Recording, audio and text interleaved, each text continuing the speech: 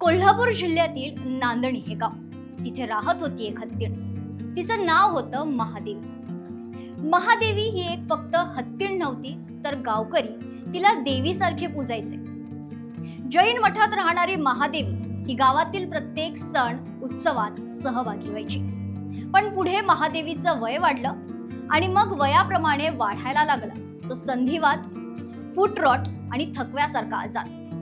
प्राणी कल्याण संस्था पेटानं महादेवीच्या आरोग्याबाबत चिंता व्यक्त केली आणि पुढे मग सुरू झाला एक लांब आणि गुंतागुंतीचा कायदेशीर संघर्ष.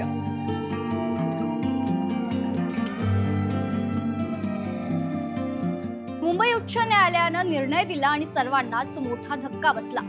महादेवीच्या पुढील उपचारासाठी तिला गुजरातमधील वनतारा या ठिकाणच्या Radhe Krishna elephant welfare trust मध्ये हलवण्यात यावं. हा निर्णय देण्यात आला आणि त्यानंतर मठ आणि गावकऱ्यांनी यावर आक्षेप नोंदवला. महादेवी ही याच ठिकाणी सुखरूप राहील असं गावकऱ्यांचं म्हणणं होतं.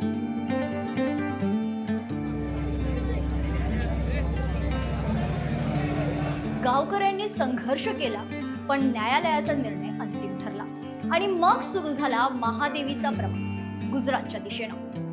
तिच्या गावातून, तिच्या देवळातून एकटीच शांत पण सगळ्यांच्या आसवांमध्ये न्हालेली. एवढंच नाही तर महादेवीचे अनेक व्हिडिओ सोशल मीडियावर व्हायरल देखील झाले, ज्यामध्ये ती आसव ढासळताना दिसली, जे व्हिडिओज पाहून अनेकांना गहिवरलं.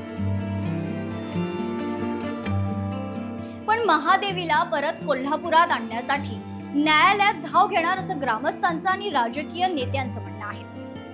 महादेवी परत आपल्या गावी परतणार का आणि गावातलं वैभव परत येणार का अशी आशा आता ग्रामस्थांना लागली. महादेवी आता गुजरातमध्ये आहे, नैसर्गिक वातावरणात, वैद्यकीय देखरेखीखाली. मात्र तिच्या आठवणी आजही प्रत्येक कोल्हापूरकरांच्या हृदयात जिवंत आहेत.